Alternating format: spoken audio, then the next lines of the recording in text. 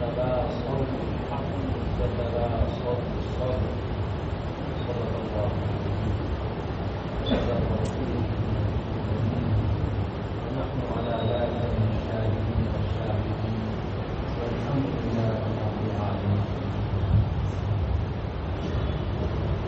اللہ تبارک و تعالیٰ نے قرآن پاک میں سورہ والعصر نازل فرمائی.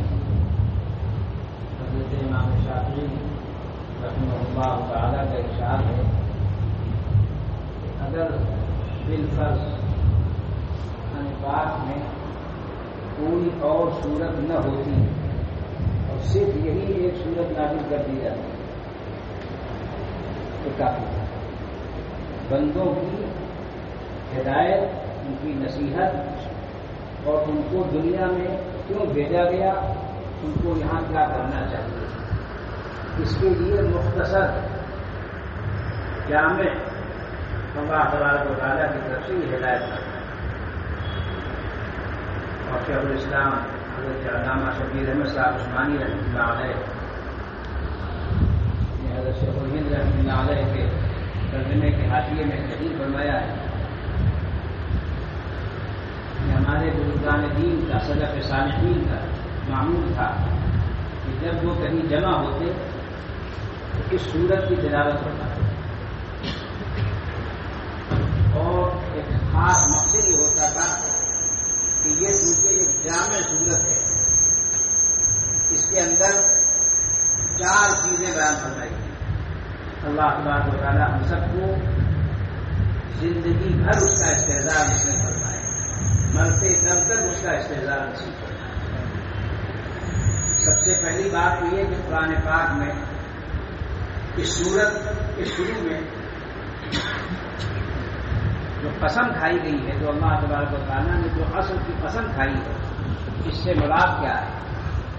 تو حضرات مفسرین رحمہم اللہ تعالیٰ نے لکھا ہے کہ اصل سے مراد مختلف ہے. اصل زمانے کو کہتے ہیں. تو پورا زمانہ جب سے دنیا پیدا ہوئی، اللہ تبارک و تعالیٰ نے جب سے دنیا کو پیدا کیا تو قیامت تک پورا زمانہ، ماضی بھی زمانہ ہے، حال بھی زمانہ ہے، مستقبل بھی زمانہ ہے. زمانہ اس کی قسم کھائی گئی. دوسرا قول یہ ہے کہ خاص زمانہ مراد ہے. یہ تو عام زمانہ ہوگا، ساری زندگی اور دنیا کی پیدائش سے لے کر آخر تک کا سارا وقت زمانہ ہے. یہ تو اس کی عام مراد ہے. خاص مراد یہ بھی ہے، یہ بھی ہو سکتی ہے کہ حضور اقدس صلی اللہ تعالیٰ علیہ وسلم کو جو زمانہ دیا گیا وہ زمانہ تمام زمانوں میں سب سے بہترین زمانہ، نہ اس سے پہلے دنیا نے ایسا زمانہ دیکھا نہ اس کے بعد ایسا زمانہ دیکھے. تو حضور اقدس صلی اللہ تعالیٰ علیہ وسلم کا قرن نبوی مراد ہے. اور حضرت صلی اللہ علیہ وسلم نے تشریح فرمائی کہ سب سے بہتر میرا زمانہ، خیر القرون قرنی. لیکن اس کے کفیل میں 2 زمانوں کو اور بھی خیریت عطا کی گئی. حضرت صلی اللہ علیہ وسلم کا زمانہ تو ہے ہی سراپا خیر. پھر حضرت صلی اللہ علیہ وسلم کی صحبت جن حضرات نے پائی، یعنی حضرات صحابہ کرام رضوان اللہ تعالیٰ علیہ اجمعین، ان کا زمانہ بھی خیریت کا زمانہ ہے دوسرے درجے. اور پھر تیسرے درجے میں فرمایا کہ ان کا زمانہ جو ان سے متصل ہے وہ حضرات تابعین کا زمانہ ہے، جنہوں نے صحابہ کرام کو اٹھایا، ان کی صحبت اٹھائی. بزرگان دین نے فرمایا ہے بڑی جامع مختصر تشریح کی، دیکھو نہ تو اس میں ان کو کوئی دوسرا لقب دیا گیا. حضرت صلی اللہ علیہ وسلم کی صحبت جنہوں نے اٹھائی، ان کی حضرت صلی اللہ علیہ وسلم کی صحبت کی برکت سے عقیدے بھی درست ہوئے. سب سے بنیادی چیز اور جڑ اور بنیاد ہے عقیدہ. عقیدہ ایسی گرہ کو کہتے ہیں جو کھل نہ سکے، کسی کے ڈرانے سے آدمی چھوڑ نہ دے، حتیٰ کہ قتل کے خطرے سے بھی اس کو نہ چھوڑے. یہ اعلیٰ درجہ ہے جو اجازت دی گئی ہے قرآن پاک میں الا من اکرہ وقلبہ مطمئن بالایمان، تو وہ ثانوی درجہ ہے۔ اعلیٰ درجہ یہ ہے کہ آدمی نے کہا کہ ہم حق پر جمے رہیں گے چاہے ہماری جان چلی جائے، یہ اعلیٰ درجہ ہے۔ اللہ تبارک و تعالیٰ ہم سب کو یہ عظیمت نصیب فرمائے۔ آج بقول احمد کے والد صاحب رحمۃ اللہ علیہ فرمایا کرتے تھے کہ یہ بے علمی کا زمانہ نہیں ہے، علم لوگوں کو حد سے زیادہ ہے، حد سے بڑھا ہوا ہے۔ یہ زمانہ جس میں ہم لوگ گزر رہے ہیں یہ بے عملی کا دور ہے۔ فرماتے تھے اس میں بے علمی نہیں ہے لوگوں کو، بے عملی ہے، ڈھکائی، ہٹ دھرمی، جانتے ہوئے نہ ماننا۔ اور یہ بیماری اللہ تبارک و تعالیٰ حفاظت فرمائے کس کی ہے؟ یہود کی بیماری۔ یہودی جانتے تھے مگر مانتے نہیں کہ حضور اقدس صلی اللہ تعالیٰ علیہ وسلم اللہ کے سچے اور آخری نبی ہیں، علامات ان کو مانتے ہیں۔ جو نیک بخت روحیں تھیں وہ چاہے یہودیت میں چلی گئی تھی، چاہے عیسائیت میں، چاہے شرک و کفر میں، مگر اللہ تعالیٰ نے ان کو ان کی سعید روحوں کو سعادت کی بدولت یہ دولت نصیب فرمائی تو وہ ایمان تھا، چاہے وہ مشرک تھے، چاہے کافر تھے، چاہے یہود تھے، چاہے نصارا۔ ان کو مجوسی بھی تھے، تو قرآن پاک میں انہی کا تذکرہ فرمایا گیا ہے، کفار کا، مشرکین کا، یہود کا، نصارا کا، مجوس کا۔ آج ہم لوگوں نے ان سب چیزوں کو سنتے ہیں، پڑھتے ہیں، جانتے ہیں، مگر قرآن پاک میں دو لفظ فرمائے گئے۔ انبیاء اعظام علیہ السلام بالخصوص حضور اقدس صلی اللہ علیہ وسلم کو جو جماعت دی گئی صحابہ کرام کی، ان کے دو بس، سمعنا واطعنا، ہم نے سن لیا اور مان لیا۔ اور دوسرا طبقہ جو مخالفین کا تھا اس کے لیے بھی دو ہی لفظ فرمایا گیا، سمعنا وعصینا۔ وہ کہتے ہیں سن تو لیا مگر ہم کریں گے اس کے خلاف، بلجوں کی بات سب آنکھوں پر مگر پڑھنا نہ ادھری گرے۔ لوگ ہدائی سے بے تکلف کہہ دیتے ہیں تو اپنا اپنا نظریہ ہے، نظریہ کیا مطلب ہے؟ عقیدہ خراب ہو رہا ہے، اعمال خراب ہو رہے ہیں، اخلاق خراب ہو رہے ہیں، کہنے اپنا اپنا نظریہ، آزادی رائے سب کو حاصل ہے۔ لعنت ہے ایسی آزادی رائے پر جس میں اللہ تبارک و تعالیٰ کی آدمی توحید ہے۔ لعنت ہے ایسی آزادی رائے پر جس میں آدمی اللہ کے سب سے برگزیدہ کرتے یعنی حضرات انبیاء اعظام بالخصوص حضور اقدس صلی اللہ تعالیٰ علیہ وسلم کی شان میں گستاخی کرے۔ اور لعنت ہے ایسے لوگوں پر جو حضور اقدس صلی اللہ علیہ وسلم کی صحبت کے لیے جن کو چن لیا گیا۔ آیات ہیں، صحابہ کرام فرما رہے ہیں کہ اللہ تبارک و تعالیٰ نے پورے عالم پر نظر ڈال کر سب سے منتخب طبقہ اس کو بنایا حضرات انبیاء اعظام، اور ان میں حضور اقدس صلی اللہ علیہ وسلم، حضور اقدس صلی اللہ علیہ وسلم کے لیے بس وہی بات ہے جو آخری درجے کی، بعد از خدا بزرگ کوئی قصہ مختصر، بس اتنا جانتا ہوں محترم بعد از خدا، جو اللہ تبارک و تعالیٰ کے پاس بعد جس ذات گرامی کا درجہ ہے، رتبہ ہے، مرتبہ ہے، مقام ہے، تو سید المرسلین خاتم النبیین محمد رسول اللہ صلی اللہ علیہ وسلم، جتنی محبت ہوگی اسی درجے میں اطاعت ہوگی، اور جتنی محبت میں کمی ہوگی اللہ تبارک و تعالیٰ کے اور نبی کریم صلی اللہ علیہ وسلم کے جو حقوق ہیں ان کو یاد رکھنا چاہیے۔ بچوں کو خاص طور پر، جوانوں کو خاص طور پر، انہیں جو آپ کے خیرات برکت ہیں آپ کے لیے، انہی کے تو خیر میں آپ کو، جو آپ کے گھروں میں بڑے بوڑھے ہیں ان کے لیے کیا فرمایا گیا کہ تم کو رزق دیا جاتا ہے، تم کو رحمت کے تم مستحق ہوتے ہو اپنے ضعفاء کی وجہ سے، اپنے ضعفاء اور اپنے بزرگوں کی بدولت تم کو رزق اور رحمت دی جاتی ہے۔ انتم ترحمون وترزقون بضعفائکم او کما قال علیہ السلام۔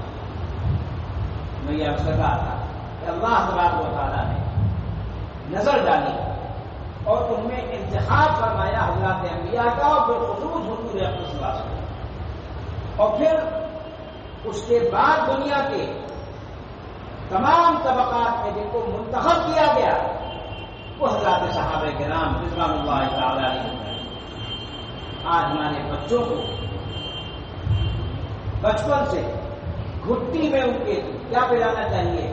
اللہ کے حقوق، اللہ کے رسول صلی اللہ علیہ وسلم کے حقوق، دین کی معرفت، دین کی حقیقت، سنت اور شریعت کیا ہے، طریقت کیا ہے۔ طریقت کا مطلب جو بہت لمبا چوڑا سمجھ، بہت مختصر، صراط مستقیم۔ قرآن پاک نے سب سے پہلے جو دعا سکھلائی ہے، دعا بتلائی ہے، اور ہر نماز میں ہم دعا کرتے ہیں، اهدنا الصراط المستقیم صراط الذین انعمت علیہم غیر المغضوب علیہم ولا الضالین۔ تین چیزیں اس کے اندر بیان کی گئی۔ سب سے پہلی چیز کہ اللہ ہم کو ہدایت پر گامزن، ہم کو صراط مستقیم پر گامزن رکھے، ہم کو سیدھے راستے پر چلائیے۔ اب اس میں آدمی اپنی عقل سے بھی سیدھا راستہ طے کر سکتا تھا؟ نہیں، اس میں اپنی عقل کو نہیں چلانا، اس میں نقل کو دیکھنا کیا منقول ہے۔ عقل تو سب کے پاس ہے، یاد رکھنا چاہیے، ہر شخص کے پاس عقل ہے مگر ہر شخص کے پاس علم نہیں ہے۔ ہر شخص کے پاس عقل ہے، وہ بھی چیز ہوتی ہے، حاصل نہیں کرنی پڑتی، وہ حاصل ہوتی ہے، لیکن علم حاصل کرنا پڑتا ہے۔ ایسا نہیں کہ آدمی گھر پہ بیٹھا رہے اور سمجھے کہ ہم کو تو ماں کے پیٹ سے ہم عالم پیدا ہوئے۔ یہ خصوصیت ہے صرف اور صرف حضرات انبیاء کرام علیہ السلام، تو ان کے والدین اور اس زمانے کے جو ان کے زمانے میں اساتذہ اور بزرگ ہوتے تھے، ان کو کسی کو ان کے معلم، ان کے مربی، ان کے مشرع ہونے کا شرف حاصل نہیں۔ یہ صرف اور صرف اب تعالیٰ شاہ نے ان کی خصوصیت رکھی ہے کہ تمہاری تعلیم بھی، ان کی تعلیم بھی، ان کی تربیت بھی، ان کی اصلاح بھی سب مل جانے کے چاہتے۔ اس لیے والد صاحب رحمۃ اللہ علیہ فرمایا کرتے تھے کہ بچوں کو امی کا مطلب سمجھاؤ۔ عوام اردو میں کر دیتے اس کا ترجمہ ان پڑھ، لغوی ترجمہ، لیکن اس سے حق نہیں ادا ہوتا ہے بات۔ فرماتے تھے کہ امی کی تعریف کیا ہے؟ جس نے کچھ سیکھا نہ ہو انسان سے، جس نے کچھ سیکھا نہ ہو انسان سے، علم پایا ہو فقط رحمان سے، وہ نہ ہو شاگرد بس استاد ہو، بے پڑھے سب علم از خود یاد۔ اللہ تبارک و تعالیٰ کی طرف سے ان کی تعلیم، تربیت، اصلاح، رہنمائی سب کچھ حاصل۔ یہ طبقہ حضرات انبیاء اعظم علیہ السلام کا ہے، اور یاد رکھنا چاہیے اسی کے ساتھ ساتھ حضور اکرم صلی اللہ علیہ وسلم نے ارشاد فرمایا کہ دیکھو صراط مستقیم یہ میرا راستہ ہے، سیدھا راستہ ہے۔ ان ھذا صراطی مستقیما فاتبعوہ، یہ میرا راستہ بالکل سیدھا راستہ ہے، اس کا اتباع کرو۔ ولا تتبعوا السبل، اور دیکھو جو دائیں بائیں راستے نکلتے ہیں ان کا اتباع نہ کرنا، ان کے پیچھے نہ چلنا۔ فتفرق بکم عن سبیلی، ورنہ تم رائے راست سے متفرق ہوتا ہو، ادھر ادھر نکلتا ہو، تو اس میں تفریق پیدا ہوگی۔ اور صراط مستقیم پر چلتے رہیں گے تو وہ انبیاء کا راستہ ہے، صدیقین کا راستہ ہے، شہداء کا راستہ ہے، صالحین کا راستہ ہے۔ ان کو اللہ تبارک و تعالیٰ نے فرمایا ہے کہ یہ طبقہ ہے جس پر اللہ نے انعام کیا، جس کے راستے کو صراط مستقیم کہا گیا۔ تو اس میں آدمی کو اپنی ذاتی طبیعت کا تقاضا، عقل کا تقاضا، اگر اس نے یہ لگایا بات فوراً پڑتی چاہیے۔ میرے پاس حکام افسران آتے تھے 2 سال پہلے، انشاءاللہ الحمدللہ کوئی نہیں آیا کیونکہ ان کو اندازہ ہو گیا کہ میں جو کچھ کہہ رہا ہوں وہ الحمدللہ ان کی عقل میں بھی آ رہا ہے۔ میں نے ان سے کہا میں ہرگز اپنی زبان و قلم سے سینیٹائزر، ماسک، 5 آدمیوں کی تحدید اور ان میں بھی فاصلہ، اور پھر اب ویکسین، میں نے کہا میں اپنی زبان و قلم سے اس کو نہیں لکھ سکتا۔ مجھے شرعاً اس کی اجازت نہیں ہے، اللہ قیامت کو جواب دینا ہوگا کہ تم نے کس بنیاد پر اس کو کہا تھا، وَلَا تَقْفُ مَا لَيْسَ لَكَ بِهِ عِلْمٌ، جس چیز کی حقیقت تم کو معلوم نہ ہو، علم ہی نہیں اس کا۔ میرے پاس ابھی کچھ دنوں پہلے بھی ڈاکٹر صاحبان آئے، تعلیم یافتہ ہوتے ہیں، محمد بھی تھے، ان میں ادیب بھی تھے، امام بھی تھے، ان کا مفتی صاحب آپ اپیل کر دیجیے۔ میں نے کہا پہلے آپ اس کا فارمولہ لائیے، اس کے بعد میں اس کو اپنے معتبر ماہرین کو دکھلاؤں گا، اطمینان کروں گا ان سے کہ یہ فارمولہ کیا ہے کیا نہیں ہے، اس کی تو ابھی ان کو اپنی خطی معلوم نہیں، میں کیسے اس کی اپیل کروں؟ اور پھر انسانی جان کو کھلواؤ تو ہے نہیں کہ 2 سال بعد نظر دیکھیں گے کیا آتا ہے، تو ہم نے کہا ہم کو کھلواؤ کرنے کی نظر نہ شرعاً ہے، نہ عقلاً ہے، نہ انتظاماً ہے۔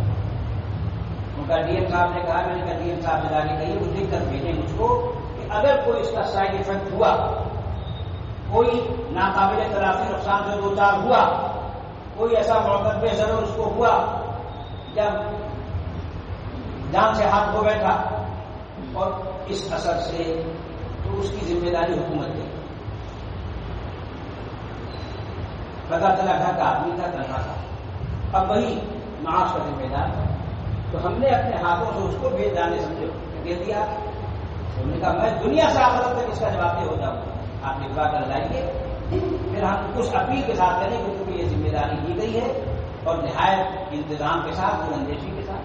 تو تیسری بات یہ ہے کہ جب ہم نے اس کی تحقیق کی تو پتا چلا کہ وہ قانوناً دستوری طور پر یہ لازم نہیں کہ اختیاری چیز، لیکن معاملہ اجباری انداز کا ہو رہا ہے، زبردستی والی۔ میں نے کہا قانون یہ کہہ رہا ہے، عمل یہ کہ اس کے اندر لوگ الجھن میں پڑیں گے، سارے لوگ انبھو نہیں ہیں، سارے لوگ نہ سمجھتے ہیں۔ اللہ تعالیٰ کے فضل سے جو پڑھے لکھے ہیں، جو تعلیم یافتہ ہیں، قاعدے قانون سے واقف ہیں، وہ کتنے ہوتے ہیں علاقوں میں؟ چند گنتی۔ تو سب سے پہلی چیز جو بیماری ہے امت کی، خصوصاً ہماری قوم کی، وہ صحیح علم سے بے خبر ہونا۔ حضور اقدس صلی اللہ تعالیٰ علیہ وسلم کو اللہ تبارک و تعالیٰ نے حکم دیا، قیامت تک رہنے والی کتاب کیا ہے؟ قرآن پاک۔ اور رب جتنی علم، آپ فرمائیے، آپ دعا کیجیے، اے میرے پروردگار میرے علم دار۔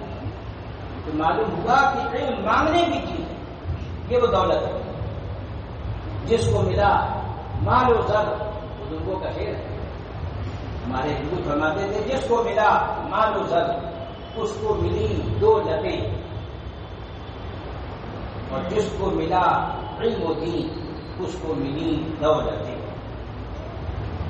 تو ہم کو 2 لتیں لینی ہے یا 2 لتیں لینی ہے؟ تو ہم کو یہ فیصلہ کرنا ہوگا اپنی اس نسل کے بچوں کے لیے، کیونکہ مستقبل ہے آپ کے لیے، آپ کے بعد صدقہ جاریہ بننے والے ہیں۔ حدیث شریف میں آتا ہے کہ آدمی مر جاتا ہے، اس کے اعمال منقطع ہو جاتے ہیں، سب بند ہو گیا، مگر جو وہ کالے خیر کر گیا تھا، کوئی مسجد بنوا گیا تھا، کوئی تعلیم کے لیے درسگاہ بنوا گیا تھا، کوئی کتاب لکھ کر چھوڑ گیا تھا، کم سے کم اس نے نیک اور دیندار صالح اولاد چھوڑی تھی۔ اور افسوس ہوتا ہے، بعض جگہ جانا ہوتا ہے کہ اولاد اور متعلقین اچھوتوں کی طرح کنارے کھڑے ہوئے نماز ادا امام صاحب پڑھا رہے ہیں، ان کو نماز پڑھنے کی بھی توفیق نہیں ہوتی، اللہ تعالیٰ ایسی صورت حال ہو رہی۔ تو اگر ہم یہ چاہتے ہیں کہ ہم بھی ایمان پر قائم رہیں، ہم لوگ نماز جنازہ آئے نہیں پڑھتے ہیں، لیکن عربی نہ جاننے کی وجہ سے یہ معلوم ہی نہیں ہوتا اس میں کیا پڑھا۔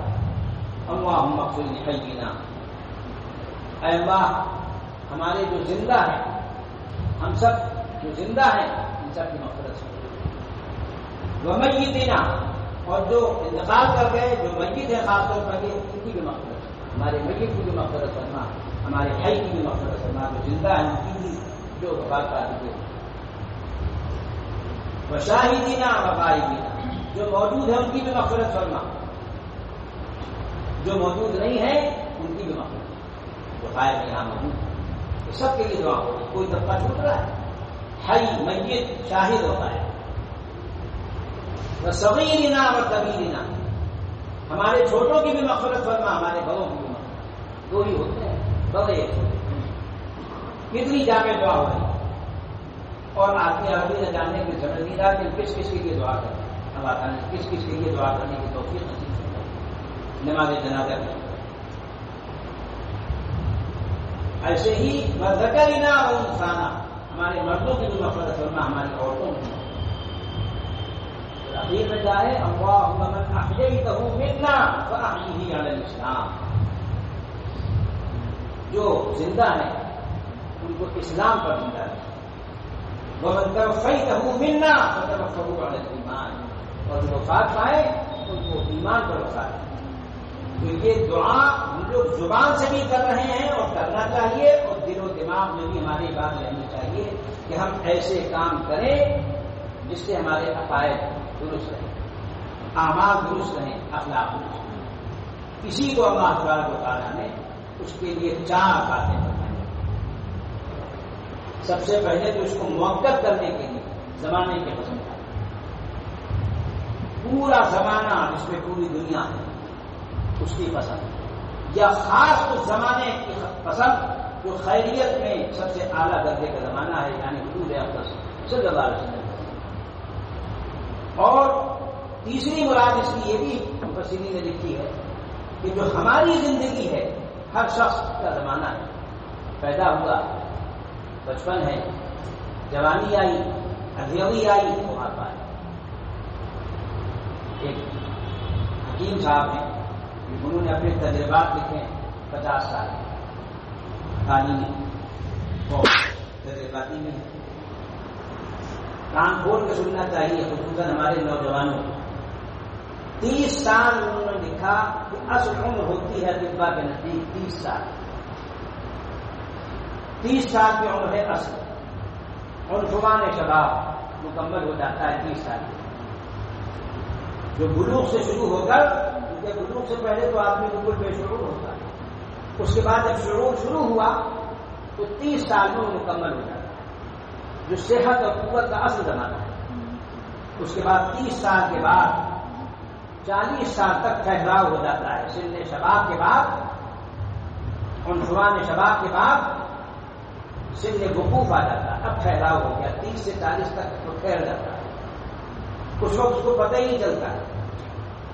پھر 40 سال کے بعد 41 سے زوال اولی شروع ہوتا ہے، 50 سال تک، 60 سال تک، 70 سال تک، 80 سال تک، جیسے ہوا ہے صحت کی جو کیفیت ہے اس کے جسم کی، اس کے اعتبار سے وہ 50 سال پر، 60 سال پر، 70 سال پر اور انتہا 80 سال پر۔ میں نے ان سے کہا اچھا اسی وجہ سے شریعت 80 سال کے آدمی کو کہتی شیخ فانی، اب وہ بوڑھا ہو گیا ایسا جو بالکل فنا، تو اس کو پہنچ گیا، اس کو شریعت رخصت دیتی ہے کہ اگر وہ روزے نہیں رکھ سکتا ہے گنہگار نہیں ہوگا، خود اس وجہ سے، سوچ کی وجہ سے، ہٹا کٹا نہیں رکھے گنہگار ہوگا، لیکن وہ ضعیف وہاں پہ کی وجہ سے نہیں رکھ سکا، فدیہ دے سکتا ہے، گناہ نہیں، اس کو جو ثواب ملتا تھا اس وقت روزہ رکھنے کا، اب اس کو اس رخصت پر بھی اس کو ثواب ملے گا، کیونکہ اس کی نیت، اس کا ارادہ تھا اگر سے آپ ہوتی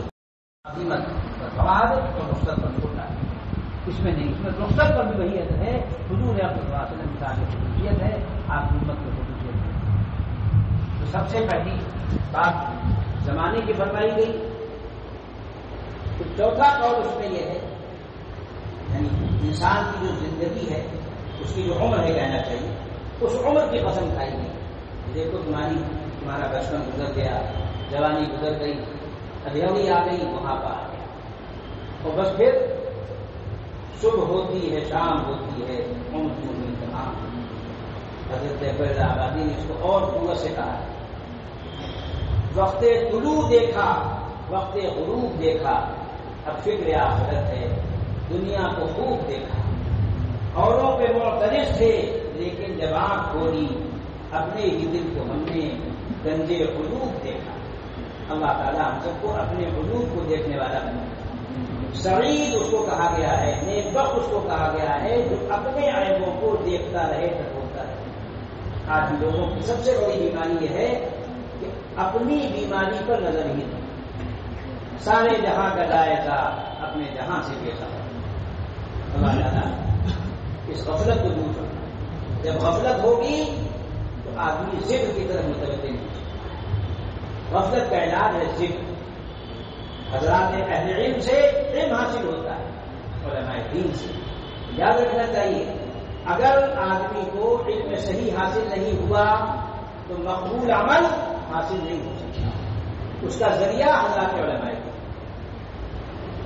اور بزرگان دین سے اس کے اندر روح پیدا ہو. ہمارے بزرگ گزرے ہیں ایمانی قریب میں, یہی حضرت کا بیان میں نے ایک اچھا پہلے سنا, آپ حضرات میں سے میں سنا ہوں. حضرت مولانا صاحب الحق صاحب ہے, حضرت نے لاہور میں بیان فرمایا جامعہ شریعہ میں, وہاں بھی اثر حاضر تھا. فرمایا بھائی تعلیم سے بھی وجود اعمال ہوتا ہے, تعلیم سے بھی وجود اعمال ہوتا ہے, اور دعوت و تبلیغ سے بھی وجود اعمال ہوتا ہے. لیکن اگر تزکیہ نفس اور تعلق مع اللہ نہ ہوگا جو بزرگان دین سے حاصل ہوتا ہے تو قبول اعمال حاصل نہیں ہوگا. وجود اعمال ہو جائے گا لیکن قبول اعمال کی شان اس میں پیدا ہوگی جب اہل نسبت سے تعلق ہوگا. جو نسبت وجود اعتبار سے ان تک پہنچاتی ہے بات ہے. بڑے بڑے اثرات ہیں, علم حاصل کیا مگر روح حاصل کرنے کے لیے بزرگان دین کی نسبت میں صحبت. تو صحابہ کرام کو جو لقب دیا گیا وہ اسی صحبت سے. یہ صحبت جو ہے اس کا کوئی دوسرا بدل نہیں ہے. والدین کی تربیت اس کا کوئی بدل نہیں. اگر اللہ کے فضل سے آپ کو دیندار شریف والدین مل گئے جنہوں نے آپ کو بچپن میں ادب سکھا دیا, تعلیم دلوا دی, ان کی تربیت کا کوئی بدل نہیں. ساری زندگی آدمی کو دعائیں دیتا ہے. ہمارے استاد الاساتذہ شیخ الحدیث حضرت مولانا زکریا صاحب نبی رحمۃ اللہ علیہ کے مدارس. آج آدمی بہت کو کیسے یاد کر رہا ہے, وہ کیسے یاد کر رہے ہیں کہ اللہ تعالیٰ میرے والد محترم کی, میرے والد بزرگوار کی مغفرت فرمائے اور ان کو ہزار نیکیاں عطا فرمائے جو انہوں نے میری جوتوں سے پٹائی کی تربیت کی. تو جوتوں سے پٹائی پر وہ ان کو دعا دے رہے ہیں گواہ میں. لکھ بھی گئے, کہہ بھی گئے. تو یہ حضرات تھے سعید, انہوں نے اپنے باپ کی قدر کی, والدین کی قدر کی. آج میرے پاس بیان کا وقت نہیں ہے, نہ بیان کے لیے میرے پاس الفاظ ہیں. والدین اپنی نافرمان اولاد سے کتنی پریشان. نافرمان اولاد, میری والدہ مرحومہ فرمایا کرتی تھی چھٹی انگلی کی مثال ہے اس کی. لگی رہے تو بری لگے, کاٹو تو تکلیف ہے. کہتے ہیں کہ وہ نافرمان اولاد کی مثال تو ایسی ہے جیسے چھٹی انگلی لگی رہے انسان کے تو بری لگے گی. یہ کیا تو کیسے کی خود رہو جیسے طرف, اگر کاٹ دو اس کو تو وہ جدا بھی نہیں کرتے والدین محبت کی وجہ سے, نہیں کر پاتے اور وہ ان کو پریشان کرتا ہے. تو والدین کی تربیت کا کوئی بدل نہیں, اساتذہ کی تعلیم کا کوئی بدل نہیں اگر ان کو اللہ نے علم صحیح عطا ہو, اور بزرگان دین کی صحبت کا کوئی بدل نہیں, ان سے جو اصلاح حاصل ہو. ان تینوں چیزوں سے کیا حاصل ہوگا؟ والدین کی تربیت سے, اساتذہ کی تعلیم سے, بزرگان دین کی صحبت سے عقائد درست یعنی ایمان درست ہوگا. قرآن پاک میں قسم کھا کر فرمایا گیا کہ دیکھو زمانے کی قسم, چاہے وہ عام زمانہ ہو, پوری دنیا کا زمانہ ہو, چاہے تمہاری عمر کا ہو, چاہے حضور کا خاص زمانہ مراد ہو, یا نماز عصر کا وقت مراد ہو, یہ چاروں پڑھنا ہے کہ کون لوگ دنیا میں ایسے ہیں جو کامیاب ہوں گے ورنہ خسارے میں. ورنہ ان الانسان لفی خسر, سارے کے سارے انسان خسارے میں. بے شک شبہ انسان خسارے میں ہے, گھاٹے میں ہے, نقصان میں ہے, مگر الا الذین آمنوا وعملوا الصالحات, جو ایمان لائے یعنی انہوں نے اپنے عقائد درست کیے, وعملوا الصالحات اور اعمال صالحہ اختیار کیے یعنی سنت اور شریعت کے مطابق اعمال کیے, تب وہ اعمال صالحہ بنے گا. عمل تو سب کرتے ہیں, عمل صالح اس وقت بنے گا جب سنت و شریعت کے مطابق, اللہ کے حکم کے مطابق ہے, شریعت کے مطابق ہے, یا رسول اللہ صلی اللہ علیہ وسلم کے اور سنت متوارثہ کے انبیاء و صدیقین شہداء و صالحین کے طریقے کے مطابق ہے تب وہ عمل صالح۔ تو فرمایا ایمان لانے والے تو نیک عمل کرنے والے یہ خسارے میں نہیں، نہ دنیا میں نہ آخرت۔ ان کا حق پر رہنا یہی کامیاب۔ اس کے بعد فرمایا کہ ایک کام تو تم کو کرنا ہے، دو کام ایمان اور عمل صالح کو سنبھالنا ہے، اور پھر دو کام مزید اس کو سنبھالنے والے ہیں۔ فرمایا وتواصوا بالحق وتواصوا بالصبر۔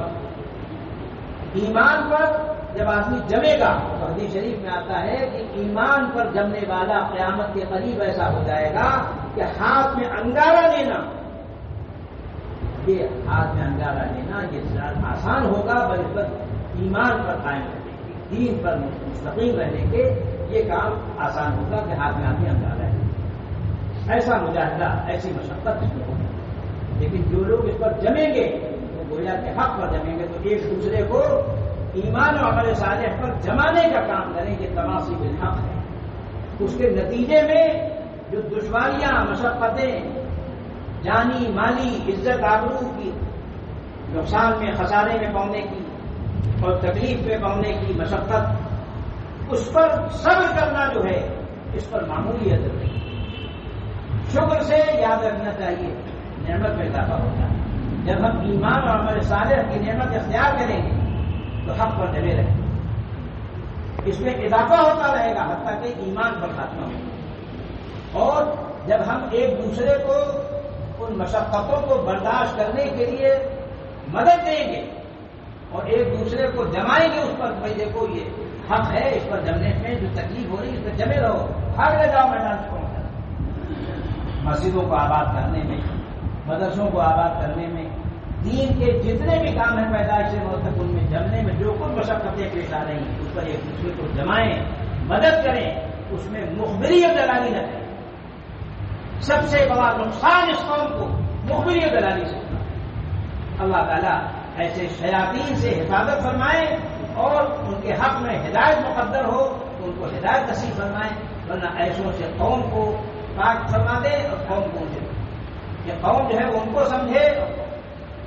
دوست کو پہچاننا آسان، دشمن کو پہچاننا آسان، منافق کو پہچاننا مشکل۔ اس کے لیے بڑی بصیرت، بڑی فراست، بڑا تجربہ، بڑا علم ضروری ہوتا ہے، جو ظاہر ہے کہ فضل الہی ہے اس کو حاصل کرنا۔ اللہ تبارک و تعالیٰ دوست اور دشمن کو پہچاننے کی تمیز نصیب کرنا ہے۔ اس کے لیے جو صورت اختیار کرنی ہے اس کو اختیار کرنے کے لیے علم، فہم، حکمت کے ساتھ، ہمت کے ساتھ استقامت کی دعا ہے۔ اللہ تبارک و تعالیٰ ہم سب کو ایمان، عمل صالح، تواصی بالحق، حق پر ایک دوسرے کو جمانے کی کوشش اور صبر کی تلقین کرنے کی توفیق نصیب فرمائے۔ وآخر دعوانا الحمد للہ رب العالمین۔